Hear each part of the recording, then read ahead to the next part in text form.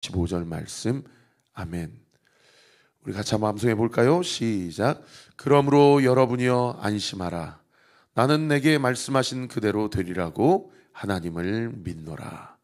사도행전 27장 25절 말씀. 아멘. 여기 여러분의 자기의 이름을 한번 넣어보세요.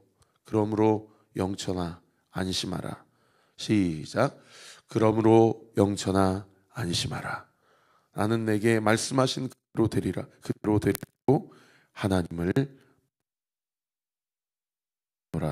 믿노라. 사도행전 17장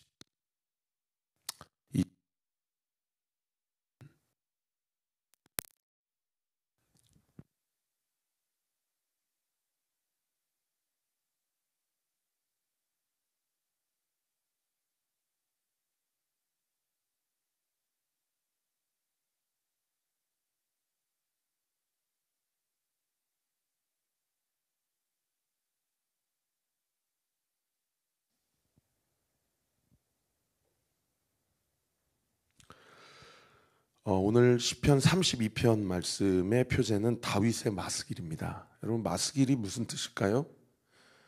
학자들도 의견이 분분해서 정확한 뜻이 무엇인지 모릅니다. 그런데 아마도 그 밑에 도움말에 보시면은 깊이 생각해야 할 교훈을 담고 있는 시라는 뜻이에요. 그러니까 교훈, 또 훈계, 가르침 이런 뜻이 아니겠는가 그렇게 추정을 하는데, 이게 그냥 교훈, 훈계, 가르침 이렇게 단어로 해석을 하면 사실은 무슨 말인지 잘 마음에 안 와닿잖아요. 근데 오늘 본문 1절부터 11절까지 내용을 보면 다윗이 큰 하나님 앞에 범죄함으로 하나님 앞에 자신의 죄의 무게를 직면하고 철저히 회개하는 내용이 기록되어 있어요. 그래서 아마도 오늘 본문의 시가 우리가 잘 아는 갑자기 생각이 안 나네. 누구죠? 밧사베야. 밧세바. 감사합니다. 사모님 얼굴을 보니까 생각이 나네. 밧세바 사건 이후에 기록한 시가 아닌가 그렇게 추정이 됩니다. 그래서 이 마스길이라는 단어가 기록되어 있는 시편이 시편 1편부터 150편 전체 중에 총 13편인데 오늘이 그 첫 번째 시편이에요. 그러니까 무슨 얘기입니까? 자기가 그냥 작은 실수로 넘어진 게 아니고 정말 너무나도 수치스럽고 너무나도 큰 죄악으로 이제 내 인생은 끝났구나 라고 생각한 우리가 그럴 때가 있잖아요. 재정 문제 때문에, 관계 문제 때문에, 아니면 우리 안에 어떠한 탐욕과 욕심과 음란과 정욕 때문에 이제 내 인생은 끝났다 라고 생각할 때에 그때 주님을 만난 거예요. 그때 깨달은 거예요. 그러니까 그냥 교훈, 깨달음, 훈계 이런 단어로는 사실은 이 무게감이 그대로 전달되지 않는데 인생에 한번 큰 실수와 실족으로 내 인생이 내 가정 안에서도 끝났고 내 사회생활 가운데서도 끝났다라고 경험해 보신 분들은 거기서 오는 그 교훈과 훈계와 하나님이 나에게 가르쳐 주신 그 깨달음이 어떤 무게감인지를 알고 그리고 오늘 본문을 묵상해 볼 수 있죠. 정말 결정적인 내 인생의 그 큰 실족과 오점을 경험해 보지 않은 분들은 사실 오늘 본문이 잘 마음에 와닿지가 않습니다. 오늘부터 4월 말일까지는 우리가 시편을 묵상하게 되고 5월부터 예레미야로 넘어갑니다. 그러니까 큐티책 아직도 구매 안 하신 분들은 얼른 구매하세요. 자, 1절부터 한 절씩 한번 보겠습니다. 1절, 2절에 보면 허물이라는 단어, 자신의 죄라는 단어, 2절에 보시면은 간사함이라는 단어, 그리고 정죄라는 단어가 나와요. 여러분, 하나님을 믿는 우리에게 우리가 얼마든지 죄를 넘어질 수 있고 실족할 수 있거든요. 그때 우리의 마음을 짓누르는 여러 가지 단어들이 여기 다 나온다고 생각하시면 돼요. 정죄, 허물, 간사함. 그런데 감사한 거는 하나님 앞에 은혜를 입고 예수 그리스도의 십자가의 보혈로 그 죄를 해결하는 사람은 이 단어들에 그치지 않고, 이 단어들이 인생의 결론이 아니에요. 왜냐하면 1절, 2절 단어에 어떤 단어에 우리가 주목해야 되냐면 사실은 허물이나 죄, 간사함이나 정죄라는 단어에 주목할 것이 아니라 사함을 받았다라는 표현, 죄가 가려졌다라는 표현, 마음의 간사함이 없다라는 표현, 그리고 정죄를 당하지 아니한다라는 표현. 여러분, 여기에 우리가 더 주안점을 둬야 됩니다. 왜요? 이게 은혜이기 때문입니다. 믿으시면 아멘. 그러니까 신앙생활 하면서도 성도님들 신방하고 만나서 대화를 해보면 자기가 어떤 죄를 짓고 있는지 자기 자신이 알아요. 지금도 무슨 죄를 끊지 못하는지 자기 자신이 알아요. 그런데 문제는 자기의 힘으로 이 문제를 해결할 방법이 없는 거예요. 그럴 때만큼 고통스러운 게 없거든요. 내가 다시는 우리 아내한테, 우리 자녀들한테 혈기 부리지 말아야지 라고 돌아서고 회개했는데 그 다음날 또 큰 소리 치고 혈기 부리고. 우리 조윤재 우리 자매가, 우리 아라가 유아 세례 받을 때 그렇게 고백했잖아요. 아무리 화나도 큰 소리 치지 않겠습니다. 가정 예배를 세우겠습니다. 우리의 가정이 예수 그리스도의 믿음의 반석 위에 세워진 가정임을 믿습니다. 여러분, 이 믿음의 고백이 우리의 고백이에요. 할렐루야. 근데 우리는 그거를 지켜낼, 실천할 힘이 없어요. 그러니까 신앙생활이 깊어지면 깊어질수록 마음에 어떤 마음이 남냐면 자기 자신에 대한 죄책감이 남아요. 기쁘지가 않아요.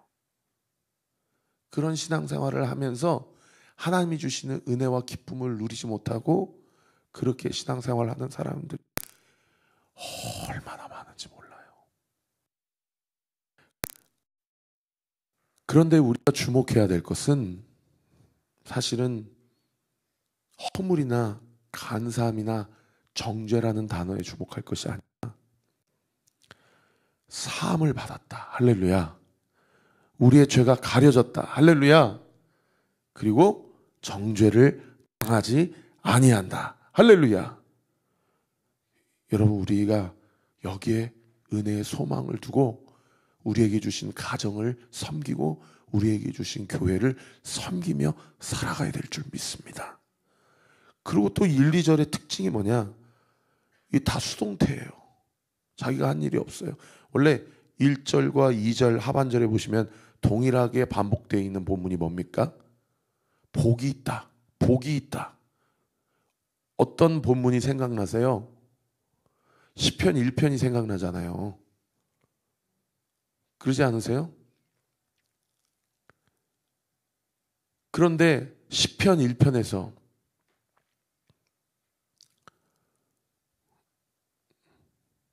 오늘은 왜 이렇게 말씀이 생각이 안 나죠? 시편 1편을 제가 다 외우는데, 복 있는 자는 악인의 꾀를 쫓지 아니하며 죄인의 길에 서지 아니하며 오만한 자리에 앉지 아니하고 오직 누구를 즐거워하여?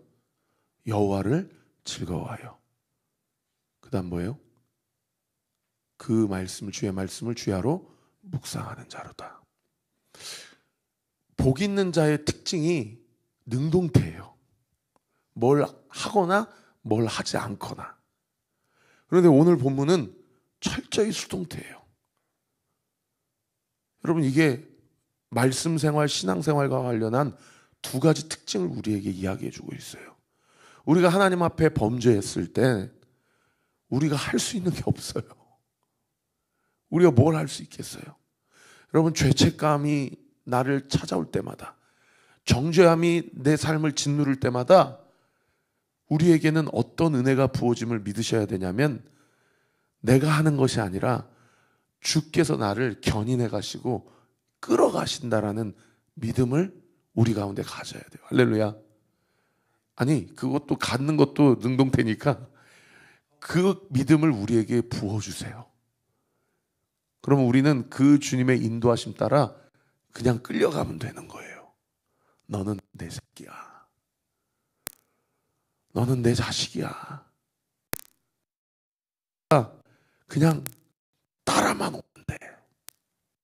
따라만 오면 돼요. 가만히 있으면 돼요. 아, 이게 진짜 주제.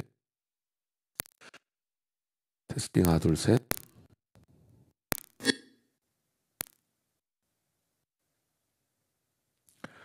따라만 가면 되는 거예요. 따라만 가면. 자, 그 다음에 그렇게 테스팅 하나 둘 셋. 오늘따라 더 심하네요. 그죠?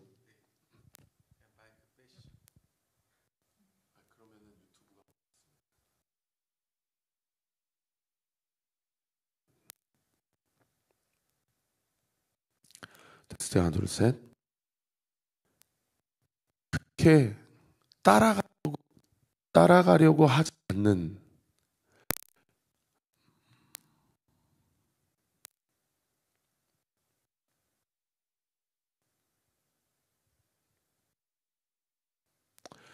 그렇게 따라가려고 하지 않는 그 하나님의 수동태의 은혜를 누리지 못한 그 사람이 어떤 사람들이냐?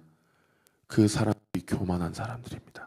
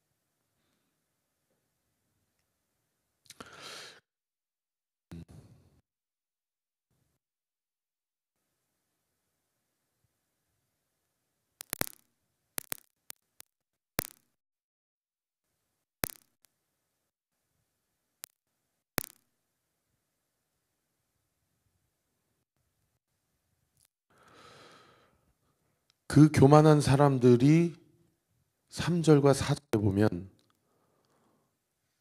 자기 입을 열지 아니하, 그리고 종일토록 신음하죠. 자기 뼈가 사여하게 되고. 4절에 보세요. 주의 손이 주야로 나를 눕시오니 내 진액이 빠져서 여름 가뭄에 마름과 같이 되었다.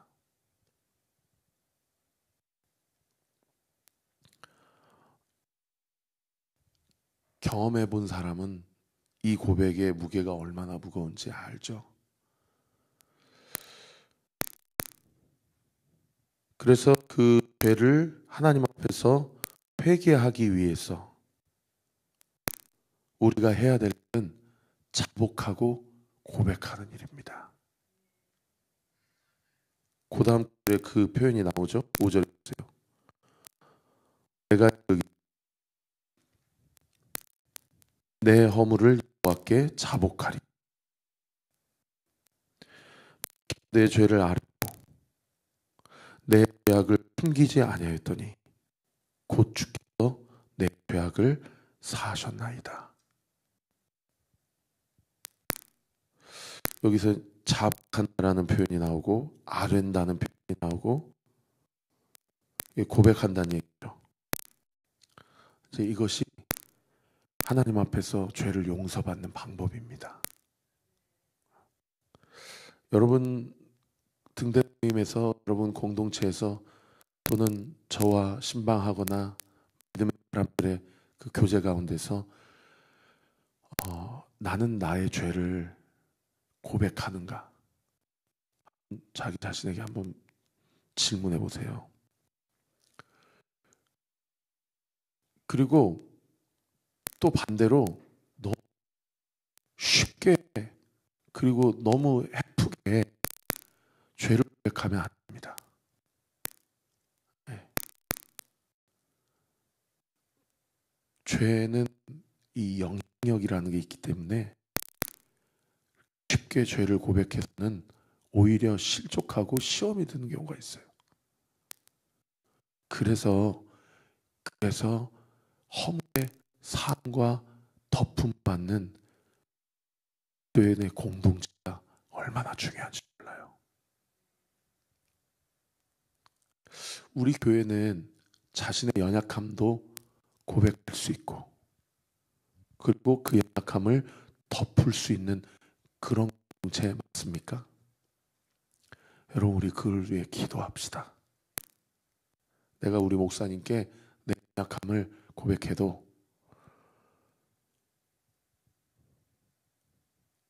우리 목사님은 나를 들춰내시거나 까발리시는 분이 아니라 그 비밀을 지키시고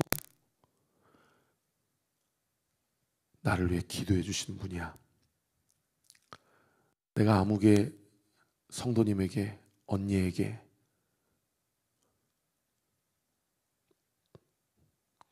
나의 연약함, 이 은밀한 죄를 고백해도 이분은 나를 정죄하지 않고 나를 위해 기도해 주시는 분이야.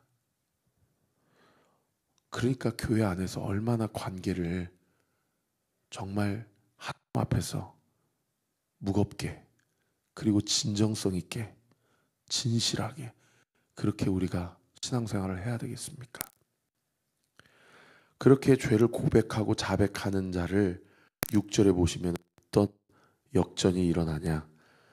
모든 경건한 자는,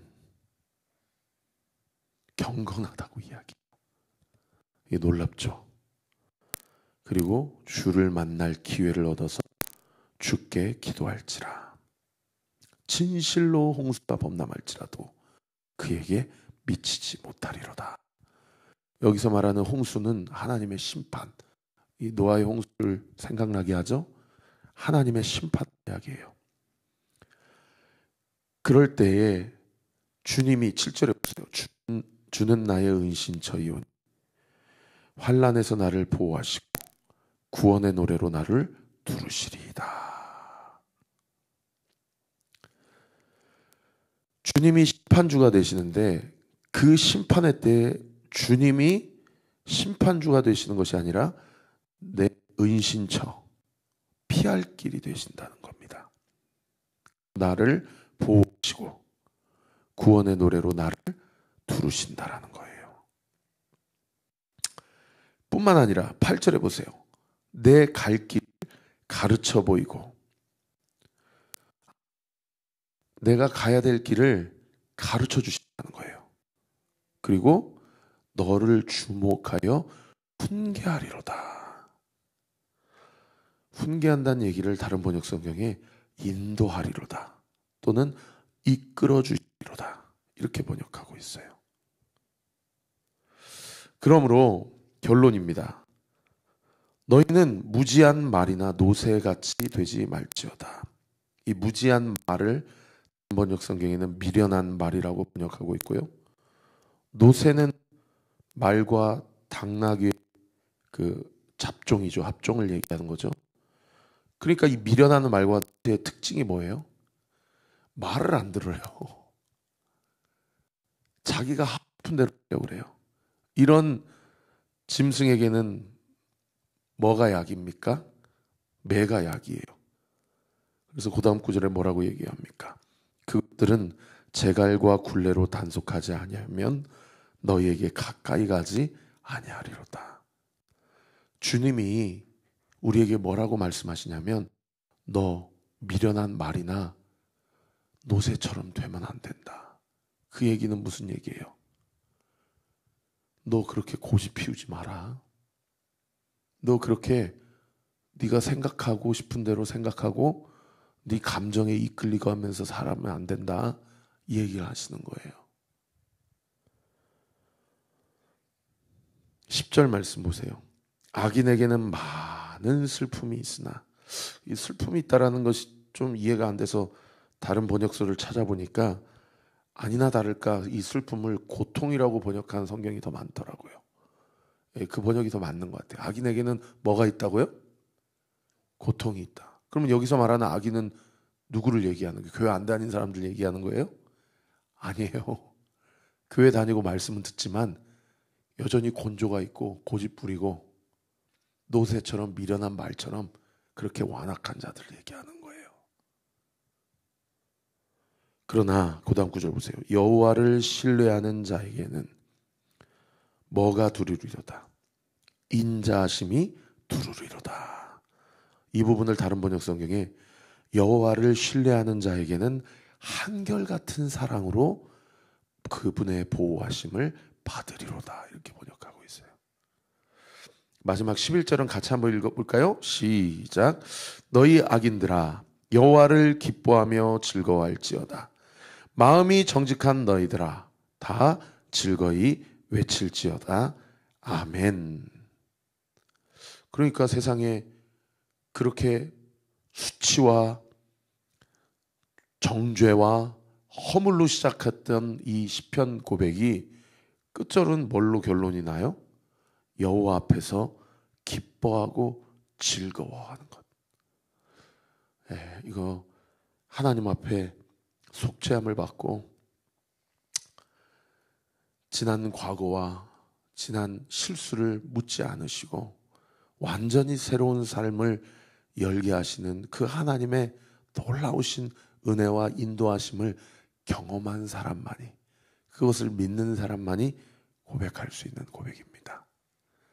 우리 그렇게 함께 주 앞에서 고집 부리지 않고 자기의 허물과 죄를 솔직하게 인정하고, 그리고 아무한테 나가서 그냥 죄 고백하는 것이 아니라 정말 우리 온리교회가 서로의 허물과 죄를 자복하고 고백해도 그것이 수치가 되지 않고 그 허물을 덮어주고 그 수치를 이미 십자가에서 예수 그리스도께서 속량하셨다라는 것을 고백해주고 격려해주고, 그렇게 여호와 앞에서 기쁘고 즐거운 공동체가 되기를 우리 구주 예수 그리스도 이름으로 축원합니다.